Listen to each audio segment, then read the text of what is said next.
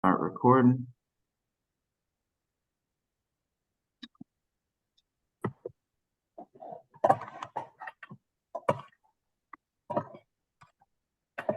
Good morning. Yes.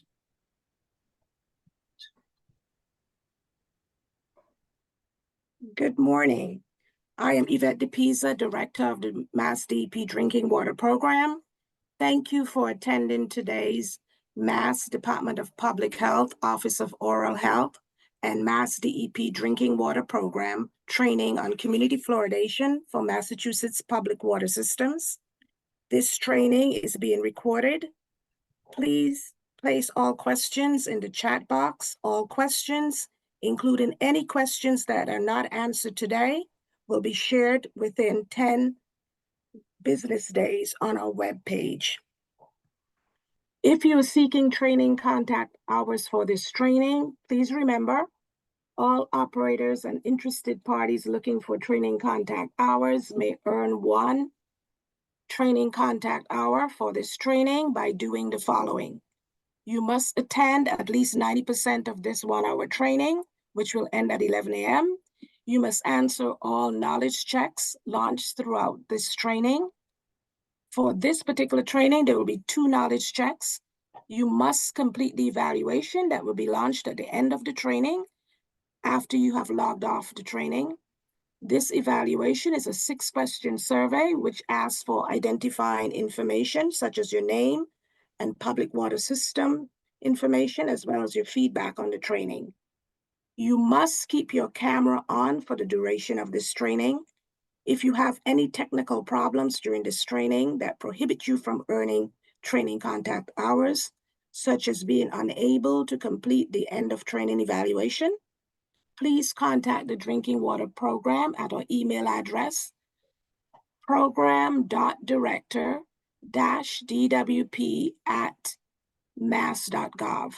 And you must provide the training title in the subject line. You can do this today or within 3 days of this training. The Drinking Water Program email will also be included in the chat for your use. Today you will hear from 3 presenters. The first one is Angela Verheyen. Ms. Verheyen is a registered dental hygienist and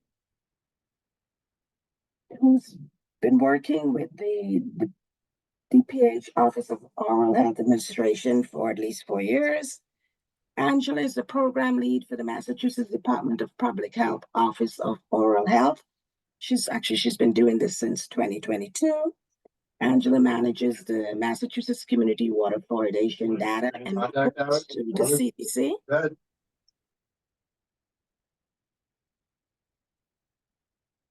Angela works with many internal and external partners while she develops new collaborative opportunities within the oral health field to promote oral health access. Next presenter will be Frank Niles. Frank is an environmental engineer with the Drinking Water Program for over 25 years, and he manages several programs, including drinking water fluoridation, new technology review, surface water treatment rules, and Legionella and other programs. And the last presenter will be Marie Tennant, who is the MassDEP Drinking Water Program Analyst, who holds associate degrees in applied science and environmental science. She has a D2 and T2 drinking water operator's license. And Marie has worked in exclusion zones for Superfund sites, wastewater plants, and decided on a career in drinking water in MassDEP for the last 28 years. The Consumer Confidence Report program is one of several programs she manages for the state. I want to welcome you to this training and turn it over to Angela Verheyen, who will be our first presenter. Thank you. Thank you. Next slide. So this training is intended for Massachusetts water operators who work with public water systems and adjust fluoride levels for safe drinking water and consumption. So good morning. I am going to discuss community water fluoridation for water operators and working with the Office of Oral Health. All adjusted communities submit fluoride forms to our office, and then I submit them to the CDC. So over the past year of being in this position, I realized there was a need to review these reports and any other information I gathered to be beneficial for water operators as they adjust fluoride. Next slide. Next slide. Ooh, is there one before that, the community water fluoridation? Okay, thank you.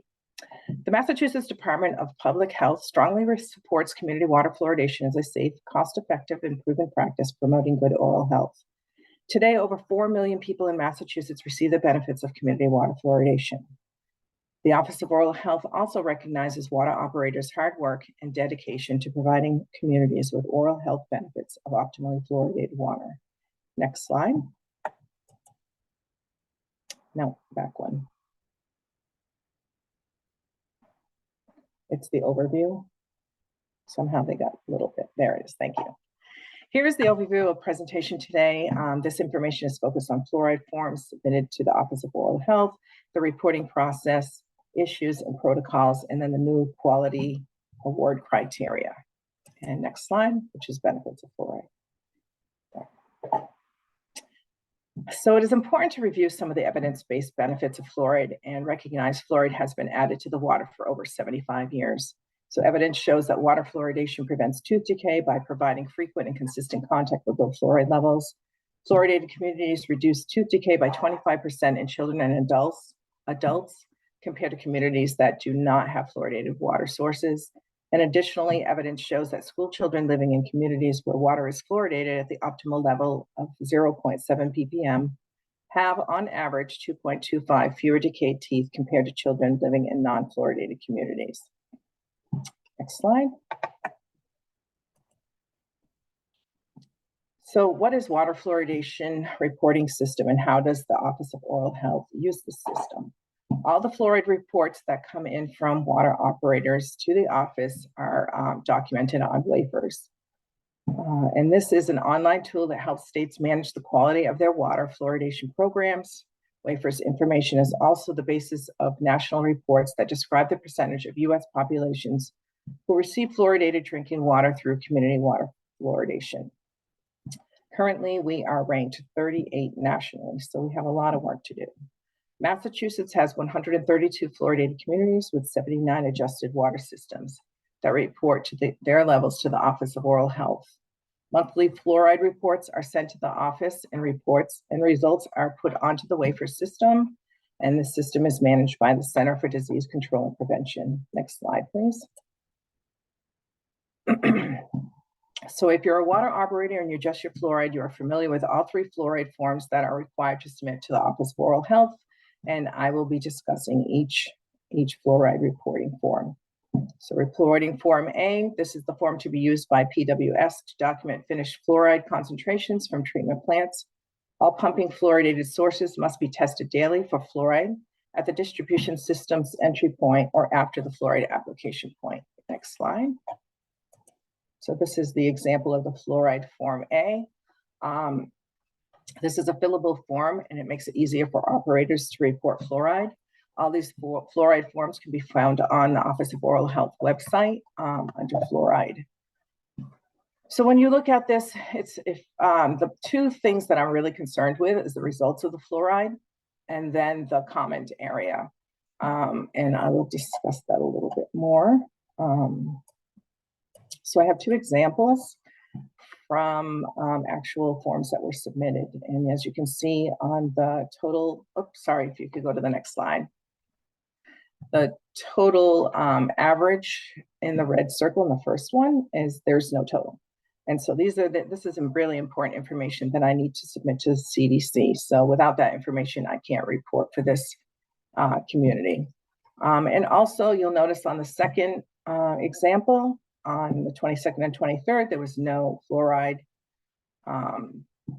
adjusted for those 2 days, but there was no comment in the area. And we really rely on those comments to know why fluoride was not put into the system for that day. Was it that the system was down? We just really need to know what that comment is there. Next slide. So this reporting form B, this form is used to document fluoride concentration in the distribution system. At least 4 distribution samples per month, 1 water sample from a tap that represents the water from the distribution entry point. At least 1 distribution sample should be collected at a location at a school or located within 1 to 2 miles upstream or downstream of a school. If the system is providing water to other consecutive PWS, it must evenly distribute its 4 weekly distribution samples across the entire combined distribution system. So what is consecutive? It is a public water system that receives some or all of its finished water from 1 or more wholesale systems. Delivery may be through a direct connection or through the distribution system of 1 or more consecutive systems. Next slide, please. So reporting form B issues, the school sample was not collected or the school sample is not documented on the form. So that's really important that that needs to be documented, or that the distribution samples were not collected. So sometimes I'll get like 3, or I don't have any distribution samples at all. So it's really important that we get those 4 distribution samples. Next slide. And here's the example of Form B. And if you know, and you notice that from your distribution samples, your split sample will be taken from one of those samples there. Next slide. This form is to be used by the PWS to evaluate the accuracy of the fluoride testing equipment or laboratory. So each month, at least 1 distribution sample must be split and analyzed by the PWS in a Massachusetts certified laboratory. Next slide. And here's the example of the reporting form C. The top portion is where the PWS will fill out, and the second part is where the lab will report. And if you notice at the bottom, it's they will check the box, either the lab results were within or they were not within. And if they are not within, they have to report to the Office of Oral Health within 7 days. Next slide. So some of those Form C issues, the form is sent in without lab results, or Form C is missing from the report submission. The office was not notified within 7 days, as stated on Form C, when the split sample was not within, plus or minus 0.1 ppm. And month-to-month PWS and lab results not within 0.1 ppm are submitted with an indication of an internal protocol to address the not within results, which that means if it's continual, if it's a one-off, it's a little bit different, but if it's a continually happening, there should be some type of indication as to why. Next slide. So there are some other form issues that I've noticed throughout the year. The submission is missing forms, incorrect monthly reports submitted to the office, low fluoride readings or no fluoride added, and no explanation in the comment area of the form. Forms are sent as separate PDFs or some other format. Reports should be sent as one PDF with the following naming format. And we changed this last year to make it easier and everything to be electronic. So over the past year, we've had a little bit of like bumps in the road, but for the most part, it's really worked out really well. So you have to have the town name, PWS number, and the month of the year. All reports must be submitted via email to the oral.health@mass.gov. And then reports must be received on the 10th day of the following month. So example is February reports will be due on or before March 10th. Next slide, please. So the information that is submitted in these reports, I document on the wafers. So as you can see in this example of what I look at, the average, there's a high and a low, the sufficient samples in range, and then the lab results. So the average is taken from the average on Form A. So if you have multiple wells and you have multiple averages, I take all those averages and then put them together for one monthly average. The high and the low reading, these readings are pulled from monthly reports, and I take them specifically from Fluoride Form A and Fluoride Form B. Next slide. So in order for me to check off sufficient sample there must be samples for each day of the month to be considered sufficient. And then in range checkbox, if I check that, the Form A monthly average must be in range of 0.6 to 0.8 ppms or as close as optimal, which is 0.7 ppm. The monthly split sample comes directly from the Form C, the PW split, and the lab split results, and then the sample date. Next slide. My Water's fluoride information is the public facing side of wafers. And so it allows consumers to learn more about fluoride level in their drinking water. So it's a snapshot of what they can assess through My Water's fluoridation, which is the fluoridation status, the levels of city and town, the number of people served, the water sources. So as June 1st, 2023, we did turn on from basic level to advanced level. And turning on this advanced mode is to ensure transparency of community water fluoridation levels to local decision makers, community members, or anyone interested in seeing monthly report fluoride readings for Massachusetts communities. This is not displayed in real time. I think you can show, it shows fluoride results as far back as 2015, and then the most recent is 2023. So the advanced level displays all the fluoride reporting. Next slide. So addressing some of the common problems, water operators have shared some protocols and processes. I've gained a lot of knowledge working with the operators and DEP drinking water program staff to provide guidance on some of these problems. And then when an internal protocol is shared and it has a positive result, I typically will share that with information with the other operators experiencing the same problem. Most of the common problems are around the split sample. And if it is not within the plus or minus 0.1 ppm, we ask that you retest the sample. Typically, it's not available. It has to be something that's set up ahead of time, a standing order with the lab to retest if that sample is not within. And then maybe take a more complete look at your system to see why this is happening. When monthly average fluoride Form A is less than 6 ppm or greater than 8, troubleshoot the system, calibrate the instruments in question, clean out the saturator. And then if you need additional technical support, then I will reach out to DEP directly, and they can give me some other examples of things that could be done. And then I forward that on to the operator. And then if it's something that needs additional technical support, DEP will reach out to that water operator directly. Next slide. So some of the system challenges throughout the year are around workforce and equipment. Key positions are vacant, loss of historical knowledge when folks retire, new employees, a limited number of staff trained on fluoride and reporting system. And I really have seen all of these challenges throughout the year. So it's really important to make sure if fluoride folks are leaving, there is ample time to train another operator on fluoride systems and the reporting process. The equipment challenges, aging equipment, critical equipment updates and repairs that take fluoride offline for months, temporary suspension due to shortage. Next slide.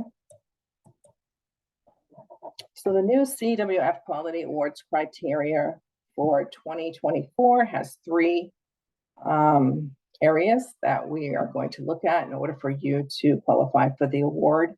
Adjust the fluoride concentration of their drinking water, which all of you do.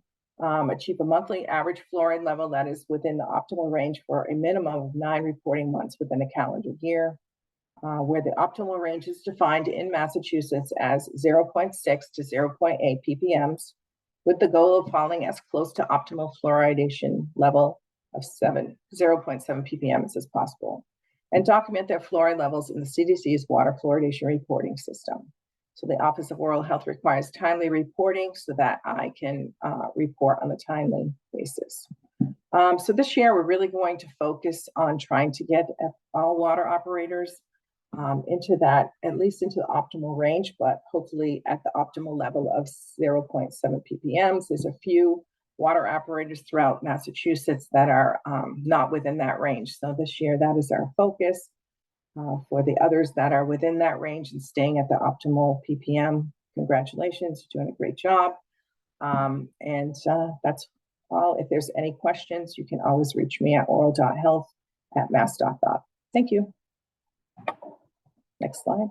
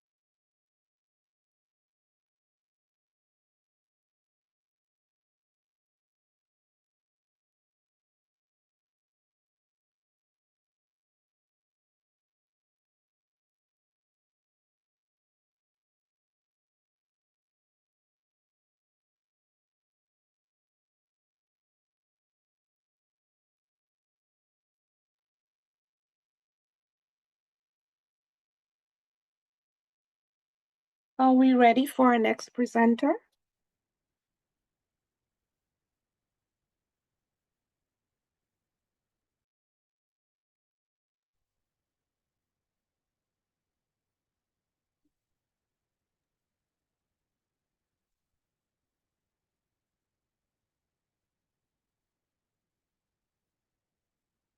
Our next presenter is Frank Niles. Good morning, everyone. As we continue this seminar, I'll be discussing water fluoridation, optimization, and troubleshooting. Next slide, please. First of all, look at Massachusetts rules in this process. Massachusetts Drinking Water Program, we work closely with the Massachusetts Department of Public Health Office. And as part of our work, we approve plans and facility changes required under the Safe Drinking Water Act. This is very important. And as I explained by Angela, the forms must be submitted within 10 days of the next month. And below are some references to our forms and the regulations concerning fluoride. Next slide, please. There are three main compounds that are used in water fluoridation, as you may be aware of: sodium fluoride, hexafluorosalicylic acid, and sodium silicofluoride fluoride. Now, these three chemicals have been used for a lot of years, and there are no new chemicals to the market, and they have been found to dissolve very easily in water, and we continue to use this until new ones occur. Next slide, please. Here are some good practices that to ensure that your system is completely fluoridated, optimized. You don't want to over-fluoridate or under-fluoridate the system. Some of these practices you might be already familiar with. It may just be a reminder, but they're good practices to follow to make sure that you're within the range and that your split samples particularly are in agreement. Next slide, please. Changing fluoride chemicals. If you change the fluoride chemical, Other than these three, you would have to submit a permit to MassDEP. Actually, not you, the manufacturer, but classically, you as the operators, in your system, if you were to make a change from liquid to a dry fluoride chemical, that would require you're modifying the system. So that would require system modification application, which is BRPWS 25. You have to apply to that for a permit to do that. And that's the application at the bottom of this slide. Next slide, please. These apply to all three chemicals. You should test your fluoride content daily and record it without hesitation. And also, just be aware that the three chemicals that you use for fluoridation right now have been approved by AWWA and NSF 60. And any new chemical going forward would require the approval of these organizations. Next slide. This also applies to all three chemicals. It is very important that the system be equipped with an anti-siphon valve on the discharge line, and this should be inspected annually, and that the metering pump should have a pressure relief valve. And if your metering pump is not hardwired and it's a plug-in type, that plug should be a twist type plug, so that it is not easily pulled out, because this is a critical system. Next slide, please. This applies to all three chemicals. Also, all fluoride pipe tubings to be color-coded light blue with red band and have directional flow arrows and labeled with the chemical name. All tanks should have the name of the chemical they contain, and if there's any spillage, there should be an absorbent nearby to take care of that. But it's very important that the fluoride pipe tubing be colored and color-coded with blue and red bands and have directional arrows. Next slide. This is a classical sodium fluoride saturator, and you're probably familiar with it. It has the anti-siphon valve attached to it, but it also have a sodium zeolite softener right beside it. And the purpose of that softener is to remove any excess hardness in the water, and you try to keep the hardness level below 75. This is classically what is used, but preferably, rather than using a zeolite softener, which would produce a lot of excess sodium, and already we're using sodium fluoride, it is probably best to use a cartridge for the removal of hardness. You don't want to remove too much hardness, because you need the hardness for corrosion control for lead, but at the same time, having excess hardness would utilize some of your fluoride and render it not available. So that's why we have to, it's a balanced part of simultaneous compliance, but you want your hardness to be below 75. Next slide, please. And I have spoken to this already, that the hardness level should be below 75 for the reasons I stated. And zeolite is probably not the best way to do it, but use a cartridge filter for hardness removal. Next slide, please. Applies to the acid, the form of fluoride, and the day tank should be filled, and that tank should have a maximum of 30 to 60 hours supply. Also, the bulk tank and day tank should be vented separately to the outside, away from windows and doors. Next slide, please. Also apply to the acid form of fluoride. The vent, this tank should be vented, and the vent diameter should be 1.5 times the fill hole, so that as the tank is being filled, the displaced air would have a larger exit port.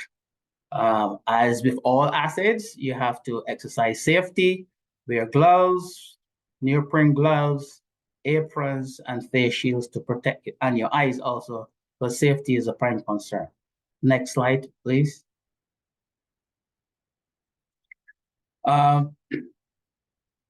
Massachusetts requires fluoride analyzer and alarms to be tested quarterly for critical chemicals such as fluoride. And these fluoride tanks should be held in a separate room, and that room should be well ventilated in accordance to our guidelines, our public water guidelines, which is in chapter 6. You will find the details of that. Next slide, please. This applies to the acid form of fluoride also, because acids are very caustic.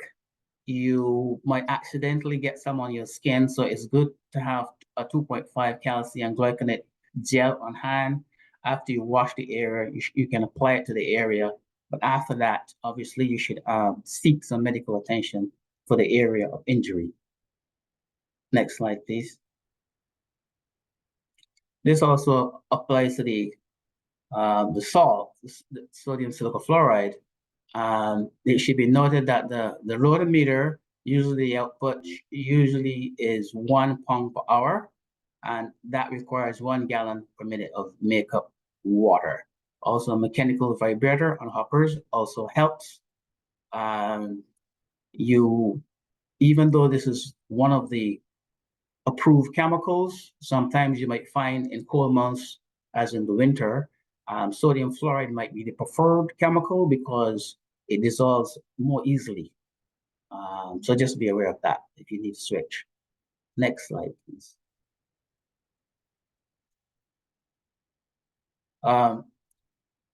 Troubleshooting various fluoride levels. You should use fresh fluoride standards, and they should be labeled. The room temperature of the sample, they should be at room temperature. And you should use pipettes to measure the sample volume and separate pipettes to measure the TISAB, which is the total ionic strength buffer. That buffer is used to reduce the interference during the measurements. You should clean the tip of the electrodes from time to time with a soft cloth and toothpaste, and record the electrode slope reading. This method is simply measuring the electrode versus concentration. So when you have your unknown, you just use that slope, that standard slope that you produce to find out what is the chloride content in your sample. Next slide, please. In the SPANS, SPADNS method, always recheck your standard. This is a colorimetric method, as you know, and it's as the more chloride, that is, as the chloride concentration increases, the color decreases. It's the inverse to what you would expect. This method has interferences, negative, positive interferences from phosphate, and negative from alum. And also you might find that there is some interference from chlorine, and you might find that you might need to add some sodium arsenate, which is a reducing agent to drive the chloride out of the water.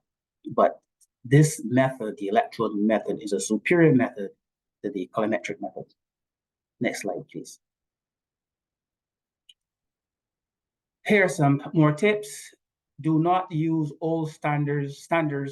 Do not use old standards more than 6 months old. Standards change with age and time and get stronger, because as the standards old, the water will evaporate from it and give you a more concentrate. So high standards also by error give low results. Change fluoride standards daily. Make sure the temperature of the standard and the sample you are testing is equal or close to equal. So you don't want one cold and one at a different temperature. This could skew your results. Cold samples typically give higher results.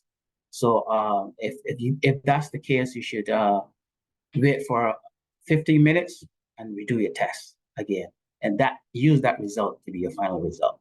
Next slide, please. Change if sodium. We had some trouble with finding fluoride chemicals. So if you change your fluoride, if you're not happy with the one and you change it, you want to use another brand, that's okay. The other brands on the market, once it's NSF or ANSI approved, is fine with the MassDEP. From time to time, you should use your hydrometer or refractometer to test the purity of your fluoride supply to make sure, because percentage purity has a lot to do with what the final result would be, and that's part of your calculation. And do calculations from time to time if you need to, even though we have built-in formulas in the forms already. You may not need to do that. And seek others if you need help. You can call us at MassDEP, or you want to call another operator that has a similar system, but always seek help when you need it. Next slide, please. Oh, okay. These are the websites that good references, and this is found in our Massachusetts public guidelines for public water systems. The relevant chapters are primarily 5 and 6. And the next slide, please. This is the contact information for all the various persons in our regional offices that's in charge of fluoride. So if you have a question specifically on fluoride, you will contact these persons, and the details is found in that link that you can see on the screen. Once you click that link, you enter the person's name, you can get all their contact information, and then they will assist you with any questions that you have. Thank you for listening, and I hope that these tips that I give you would help you optimize your system as you pay attention to the way you take measurements and the temperatures and various things that I mentioned. And so that when you submit your forms, you will see better agreement in the split samples, because some very relevant things were mentioned here that will help you improve those results. Thank you for listening, and I hope this is useful information. Thank you.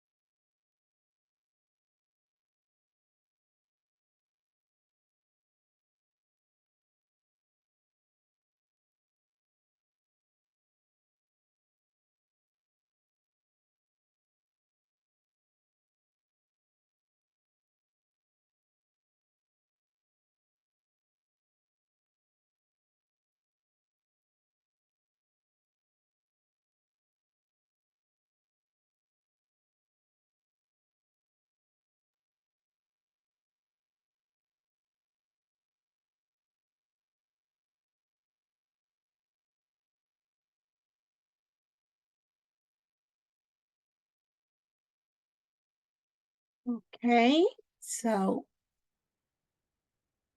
we finish with our knowledge check, and we move into the next presenter. This is going to be Marie Tennant on the consumer confidence reports and fluoride.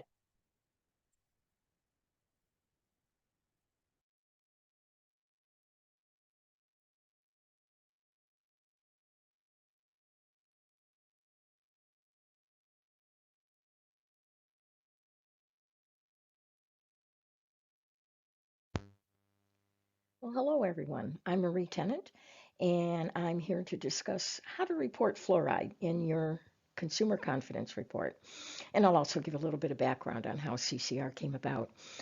I will tell you, though, that I was looking for a couple of good, well, what I call fluoride smiles, and I did find a number of them, so I sprinkled them throughout this presentation. So I hope you enjoy them.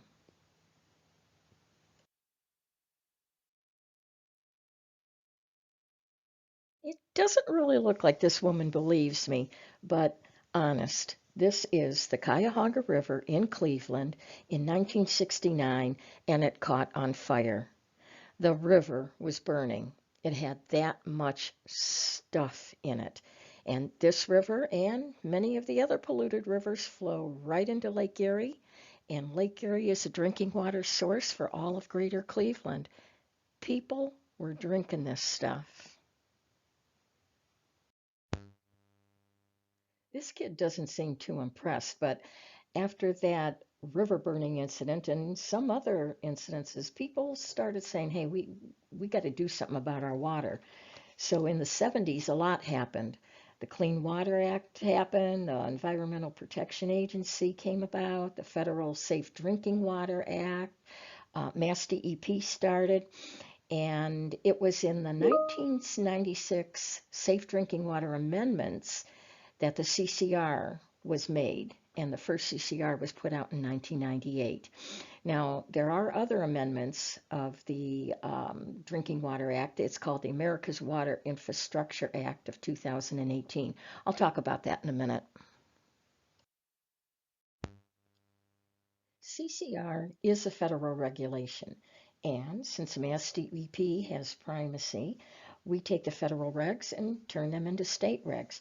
We have to keep them at least as stringent as federal regs, and we can make them a little more strict if we feel it'll protect public health.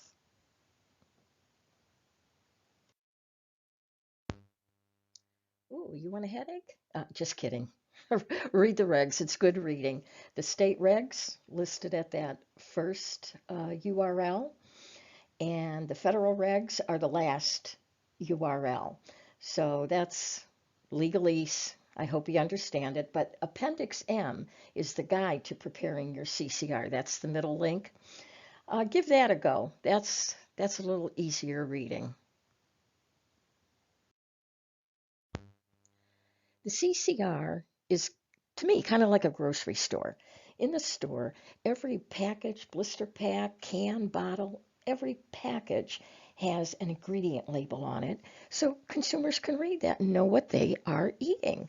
Well, what about running water? You can't stick a label on that. Okay, CCR. The CCR will tell you everything you want to know about your water. It's a good educational tool.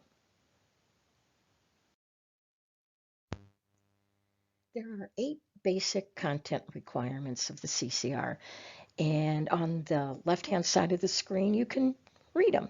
On the right-hand side, I took a couple of pages of MWRA's last year's CCR just to show you what it could look like. And, you know, they explain a few things in there. They show a picture of their source, and I'm sure they talk about the source. There's diagrams of their distribution system, and at the bottom of the first page, you can see a table that they put in.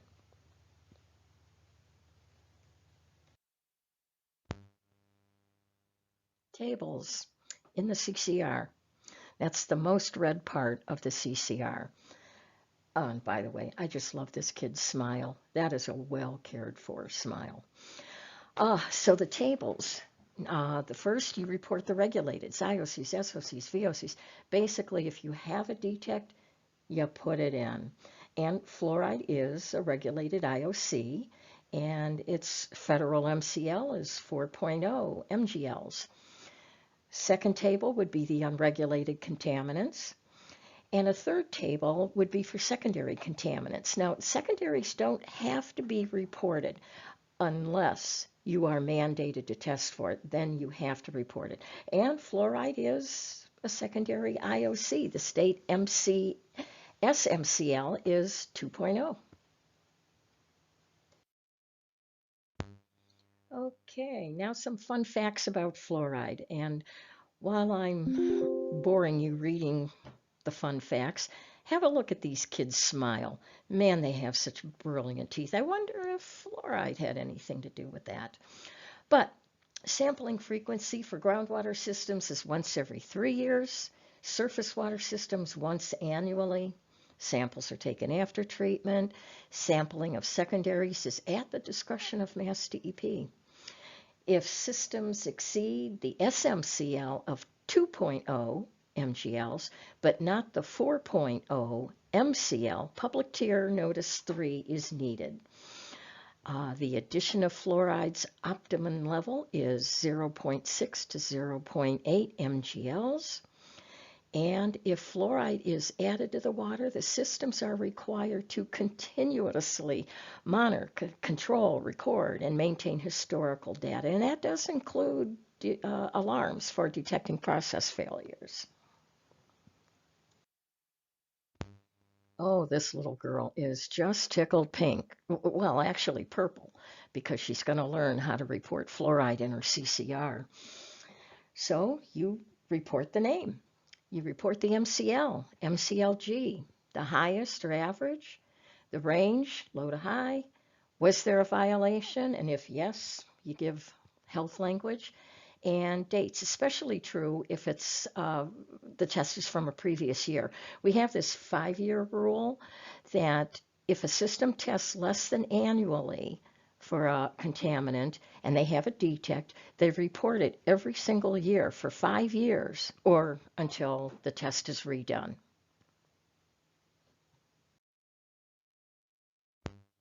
Okay, so this is how you report fluoride in a regulated table. You put the name down, fluoride, the dates collected. Now, this date is interesting. They tested in April of 2022. Now, this is probably a groundwater system, and they have to test once every 3 years. So they tested in April of 2022. Now, even though this is CCR is for 2023, they still report last year's detect for 5 years or until they test again, which will probably be in 3 years. So the date, their result was 1.1. They didn't have a range because it was just detected once. The MCL, MCLG, no violation, and the possible sources of this fluoride were erosion of natural deposits. And they also put down that fluoride has an SMCL of 2.0. And if the result was high, or definitely near the MCL, you want to put in the health language. Make another column, put in the health language. If a system adds fluoride to their water, the table would look a little bit different from the previous table. You still put the name down, fluoride. Now the dates detected, you do that continuously, so just put the year down, 2023. Then you put the highest result or average. It would be, let's just say 1.1. The range that was detected was 0.5 to 1.1. The MCL and the MCLG, and no, this wasn't a violation. Now the source, it was added to the water and for oral health, so put water additive, which promotes strong teeth.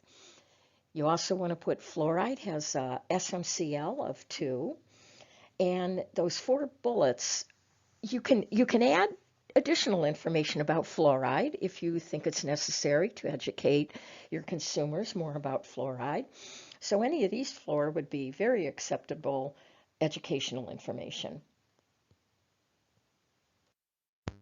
Now you may want to put some additional information on fluoride for your consumers. And DPH made a handy tool for systems that fluoridate. It's called the Community Water Fluoridation Status, Consumer Information. It's only 4 questions and a comment section, but it's very helpful info for consumers. So you can't fill this out and add it to the back of your CCR, but make sure your CCR doesn't get too long, because then people have a tendency to just, I'll read it later, and they put it aside. But definitely add this to your website for information and fill it out. Keep it on hand because when consumers call about fluoride, you'll have the information right there at your fingertips. Oh, this llama was just too cute to pass up. I just liked his little white teeth so much, so I had to put him in here. Changes to the CCR rule. If you remember, the 1996 amendments made the CCR, and now the AWIA 2018 amendments made changes to the CCR.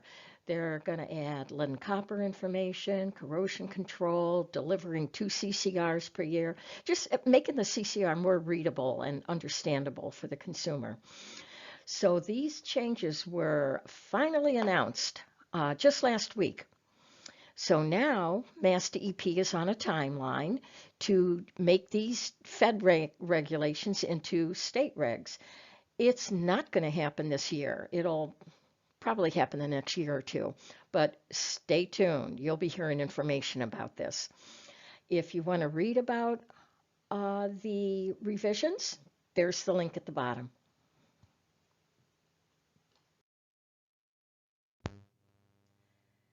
Oh, grit those pearly white teeth of yours and get your CCR in by July 1st. PWSs have from January 1st to July 1st, so get yours in early. Don't risk an NON. And besides, it'll be good practice for when the CCR will be required 2 times a year. Okay, so we made it to the last slide. I have my contact information if you want to get a hold of me, and the program director is listed below. Remember, the program director, if you have any question about any subject, contact them. You can get an answer for anything there. And remember to keep that fluoride flowing.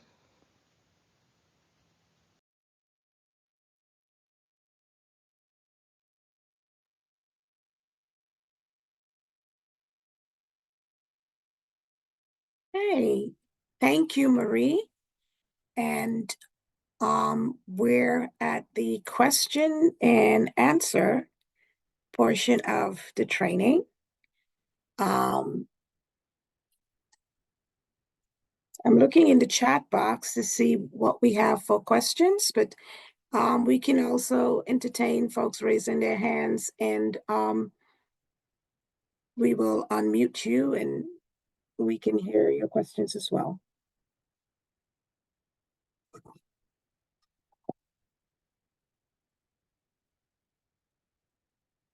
I am going to call on Matthew Horan I know he was working on any questions that came into the chat box. So Matthew, if you want to look in the chat box and go through any questions and responses, that would be great.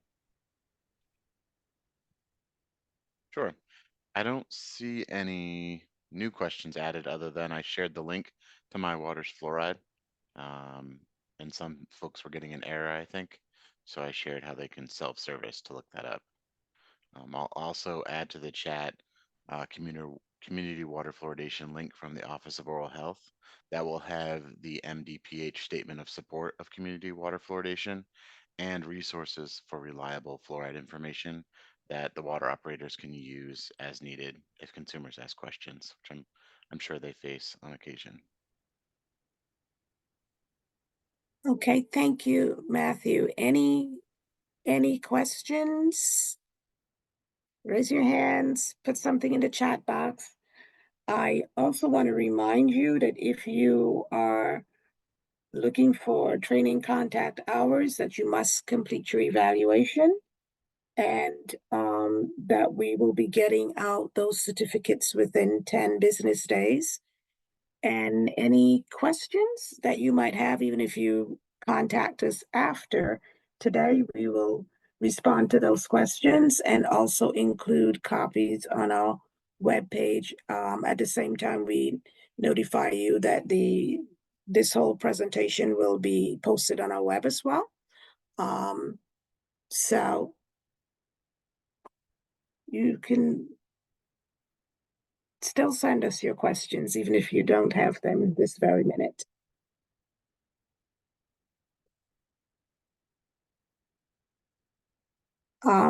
Angela, is there anything you wanted to add to the information you presented today?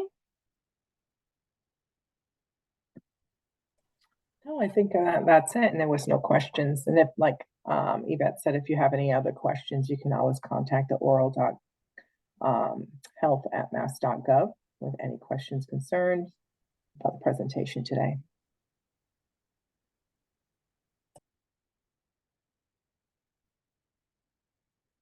Okay, I'm just going to check in with each speaker just to make sure that there's nothing else that should have been said.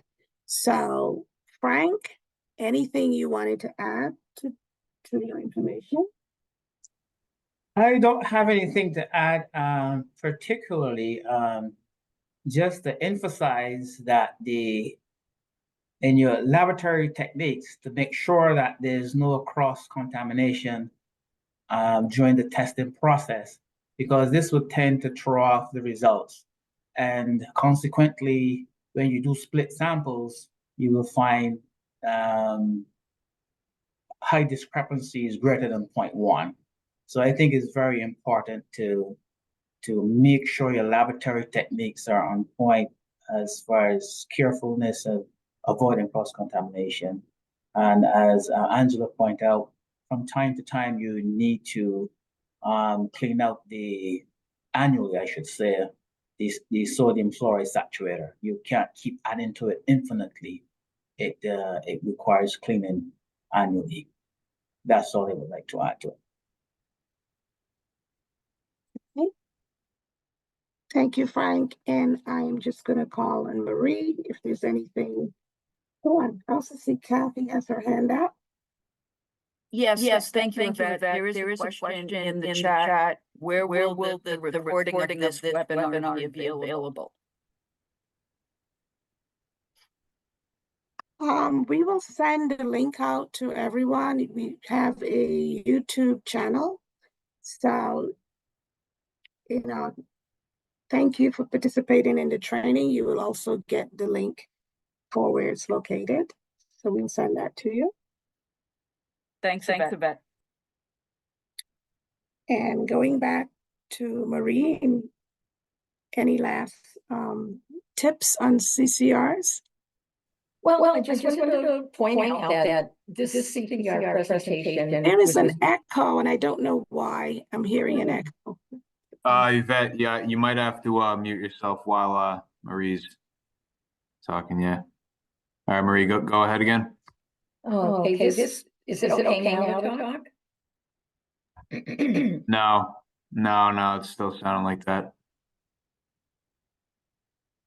Okay, well, if you can glean from this that this CCR presentation is about fluoride, and there's a lot more that goes into the CCR besides fluoride. So call us if you have any questions, consult the Appendix M, and we'll be glad to answer any questions you might have.